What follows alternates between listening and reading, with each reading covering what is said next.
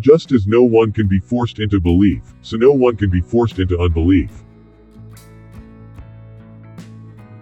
One day, in retrospect, the years of struggle will strike you as the most beautiful. The great question that has never been answered, and which I have not yet been able to answer, despite my 30 years of research into the feminine soul, is, what does a woman want? He that has eyes to see and ears to hear may convince himself that no mortal can keep a secret. If his lips are silent, he chatters with his fingertips, betrayal oozes out of him at every pore. The intention that man should be happy is not in the plan of creation. We are never so defenseless against suffering as when we love. I cannot think of any need in childhood as strong as the need for a father's protection. Being entirely honest with oneself is a good exercise. We are never so defenseless against suffering as when we love. Where does a thought go when it's forgotten? A woman should soften but not weaken a man. Experience teaches us that the world is not a nursery. Future ages will produce further great advances in this realm of culture, probably inconceivable now, and will increase man's likeness to a god still more. It is impossible to escape the impression that people commonly use false standards of measurement. Words have a magical power. They can bring either the greatest happiness or deepest despair. It is that we are never so defenseless against suffering as when we love, never so helplessly unhappy as when we have lost our loved object or its love. When making a decision of minor importance, I have always found it advantageous to consider all the pros and cons.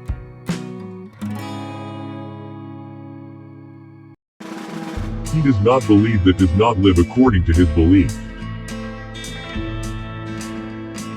Religion is an attempt to get control over the sensory world, in which we are placed, by means of the wish world, which we have developed inside us as a result of biological and psychological necessities. Everywhere I go I find a poet has been there before me. Religion is a system of wishful illusions together with a disavowal of reality. Life, as we find it, is too hard for us. It brings us too many pains, disappointments and impossible tasks. In the depths of my heart, I can't help being convinced that my dear fellow men, with a few exceptions, are worthless. Neurotics complain of their illness, but they make the most of it, and when it comes to taking it away from them they will defend it like a lioness her young. Words are capable of arousing the strongest emotions and prompting all men's actions. The voice of the intellect is a soft one, but it does not rest until it has gained a hearing. The ego refuses to be distressed by the provocations of reality, to let itself be compelled to suffer.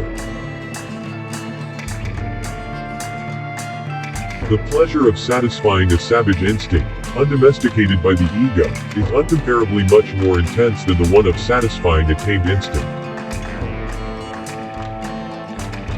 In mourning, it is the world which has become poor and empty. In melancholia, it is the ego itself.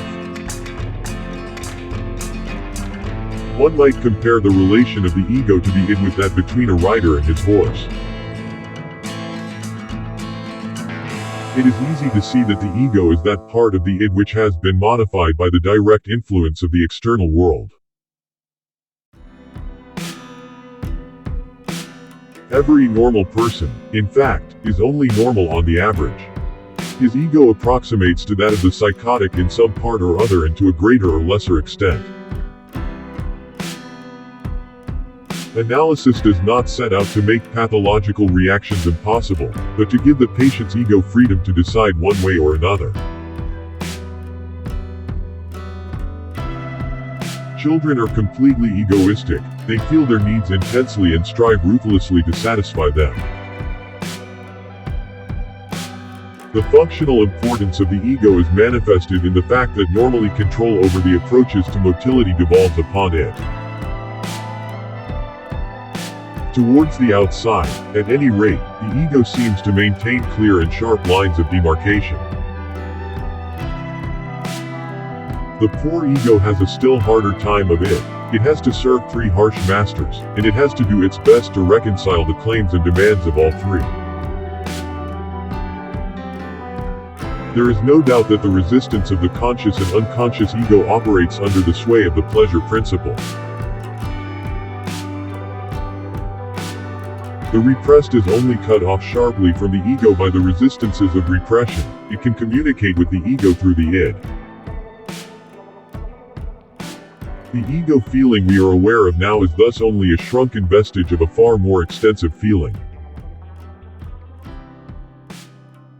The ego is first and foremost a bodily ego. It is not merely a surface entity, but is itself the projection of a surface.